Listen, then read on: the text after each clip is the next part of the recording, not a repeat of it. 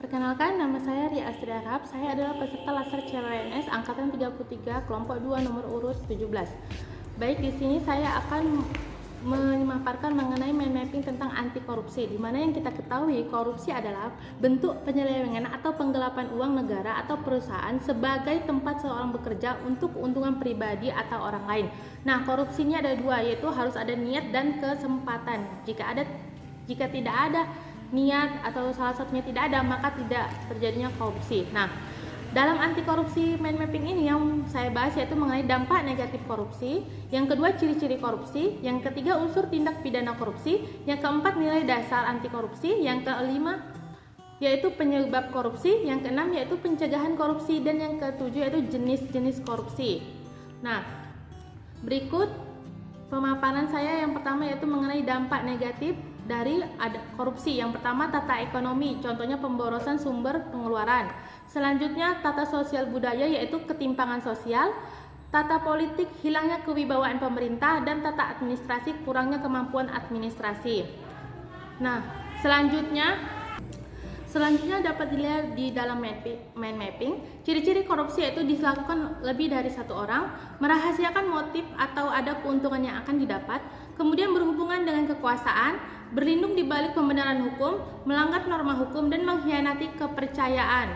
Selanjutnya, unsur tindak pidana korupsi itu yaitu yang pertama subjektif, adanya setiap orang, penyelenggara negara, pegawai negara, dan korporasi.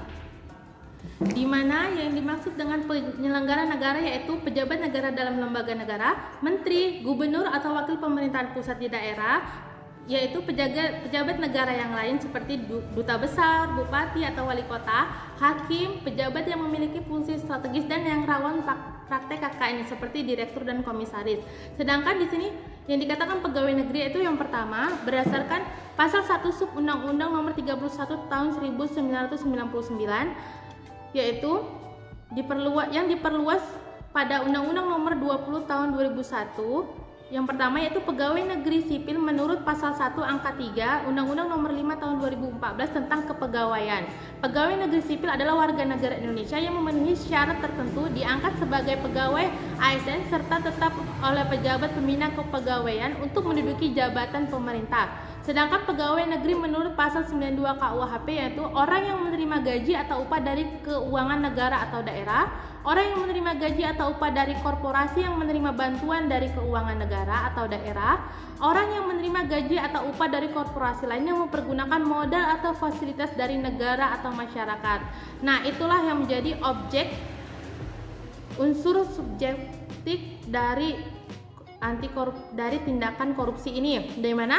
Selanjutnya yang terakhir itu korporasi adalah kumpulan orang dan atau kekayaan yang terorganisasi baik merupakan badan hukum maupun bukan badan hukum yang diatur dalam pasal 1 ayat 1 Undang-Undang Nomor 31 Tahun 1999.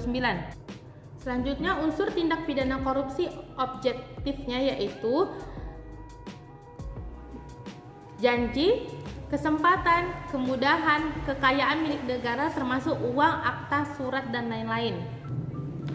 Selanjutnya jenis korupsi yang pertama yaitu dikelompokkan jenis korupsi yaitu korupsi yang menyebabkan kerugian keuangan negara, yang kedua yaitu suap menyuap, yang ketiga yaitu berkaitan dengan penggelapan dalam jabatan, yang keempat yaitu korupsi yang terkait dengan perbuatan pemerasan, yang kelima yaitu korupsi yang terkait dengan perbuatan curang, yang keenam yaitu korupsi yang berkaitan dengan benturan kepentingan dalam pengadaan, dan yang terakhir korupsi yang berkaitan dengan gratifikasi. Penyebab korupsi yaitu yang pertama ada aspek individual pelaku korupsi, aspek organisasi, aspek masyarakat tempat individu dan organisasi berada yaitu lingkungan, dan yang terakhir yaitu sistem yang buruk. Pencegahan korupsi yang pertama dilakukan oleh perbaikan sistem. Yang pertama yaitu peraturan perundangan, reformasi birokrasi, menegakkan etika profesi dan tata tertib lembaga, dan penerapan prinsip good governance.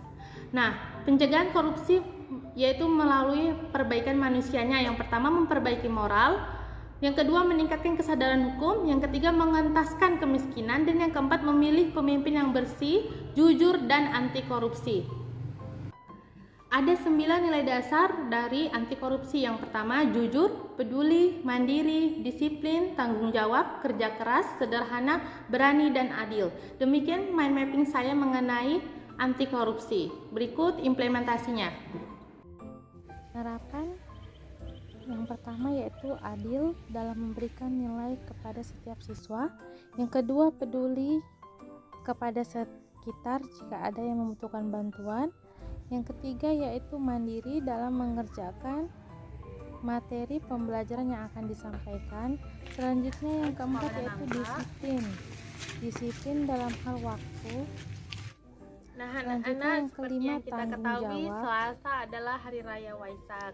Maka hari Seninnya kita tetap belajar seperti biasa, tidak boleh libur. Walaupun Bagi yang pembelajaran daring masuk terjepit, seperti tetap biasa, harus dan masuk yang sekolah luring seperti biasa. tetap hadir ke sekolah. Kalau kayak begini. Yang keenam yaitu kerja keras dalam mengajar baik daring maupun luring. Selanjutnya yaitu sederhana dalam memilih media pembelajaran. Yang kedelapan yaitu berani untuk tidak menerima suap dari orang tua siswa. Selanjutnya yang terakhir yaitu adil dalam memilih siapa juara 1, 2, dan 3 berdasarkan nilai dan kemampuan siswa.